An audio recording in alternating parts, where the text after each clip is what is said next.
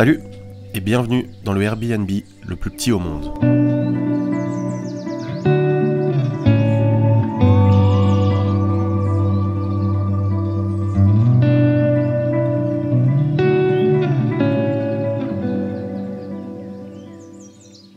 Alors c'est juste l'entrée qui est trompeuse, après à l'intérieur, on tient debout heureusement. Voilà, la visite est terminée. Non, honnêtement, c'est peut-être le Airbnb le plus petit au monde, mais par contre, vous allez voir que c'est super bien agencé, il y a de très bonnes idées. J'ai été émerveillé, donc j'ai déjà triché. Nicolas et Guillaume, ils m'ont déjà fait la visite, ils m'ont expliqué un petit peu les subtilités du lieu. Vous allez voir qu'il y a de belles pépites quand même au niveau des idées. Par exemple, cette étagère, faut que je vous en parle tout à l'heure. Bref, je vous explique déjà où je me situe. Donc je suis en Belgique, à Liège, et je suis dans un ancien pigeonnier, transformé aujourd'hui, comme vous le voyez, en un Airbnb super chaleureux, qui est agencé sur 2 étages. Donc là, je suis dans la pièce de vie, avec les toilettes de ce côté. Il y a un peu mon bordel dedans avec les chiottes ici.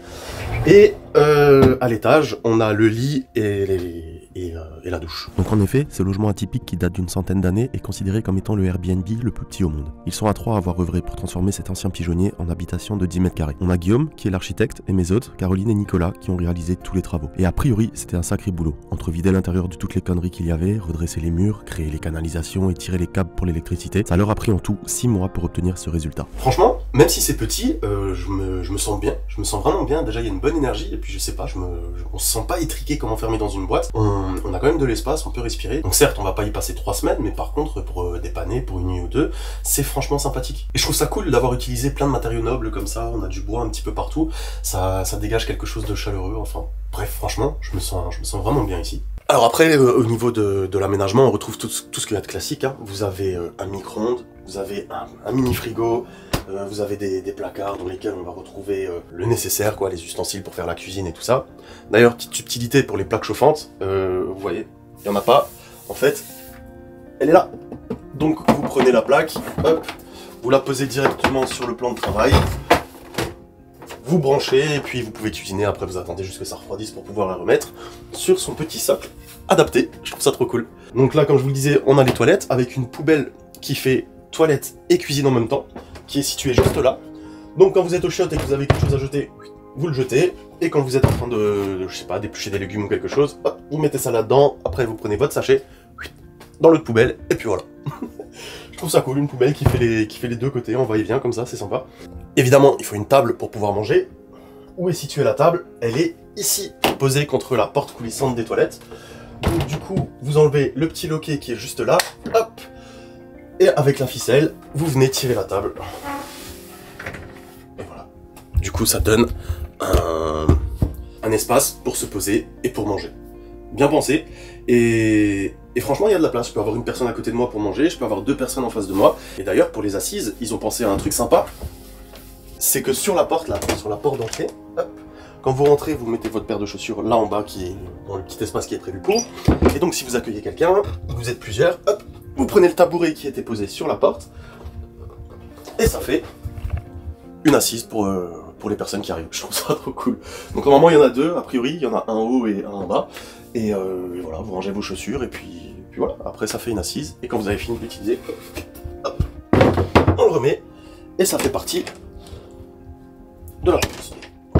Et en ce qui concerne l'escalier, c'est vrai qu'il est un petit peu pentu, et ils ont eu une super idée. Plutôt que de se faire chier à monter la valise, en fait, normalement le rituel veut que vous posiez votre valise ici, au sol, vous rangez dans le placard là en dessous, sous l'assise, vos affaires, et les affaires dont vous avez besoin principalement, plutôt que de vous faire chier à les monter en passant par cet escalier un petit peu délicat, vous les posez sur ces étagères ici. Donc là, les différentes étagères, vous posez les affaires dont vous avez besoin, serviettes, brosses à dents, machin et tout ça, et ensuite, grâce à ce petit système ingénieux, vous faites monter à l'étage supérieur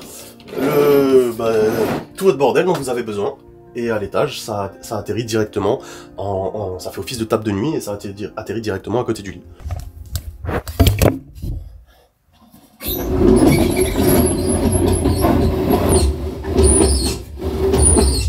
Et donc, à l'étage, comme je vous le disais, on retrouve le lit et la douche, et on est trop bien.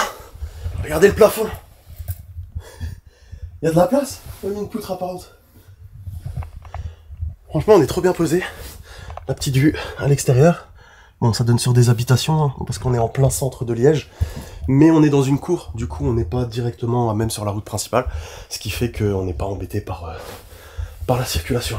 Après ma foi, voilà, la présentation que j'ai envie de dire, elle est quasiment terminée. Moi je vais bosser un petit peu ici, préparer ma prochaine vidéo et voir un petit peu si la nuit comment ça se passe, si c'est sympa, et puis je vous donne mon retour demain matin.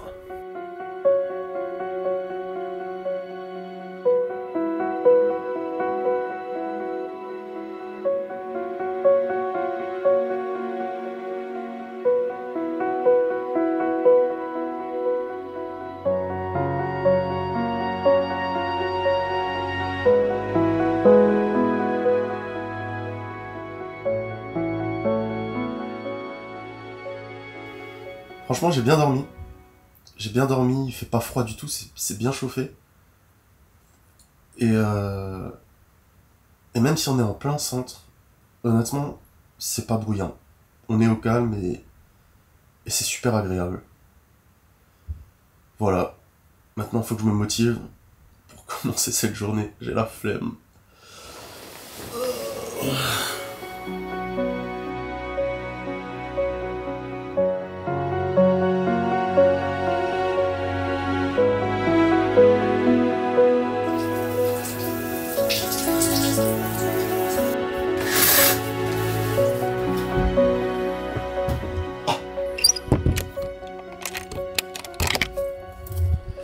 Voilà, c'est déjà la fin de cette mini-aventure. Merci beaucoup à mes hôtes de m'avoir reçu. Merci à Nicolas, merci à Guillaume, et merci à la femme de Nicolas également de m'avoir préparé la chambre. Merci beaucoup.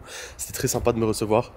Pour ceux que ça intéresse de découvrir cet endroit atypique en Belgique, je vous mets les liens en description. Et puis, bah voilà, moi je vais reprendre la route tout doucement vers une nouvelle aventure. Et je vous dis à la prochaine dans une nouvelle vidéo. Ciao!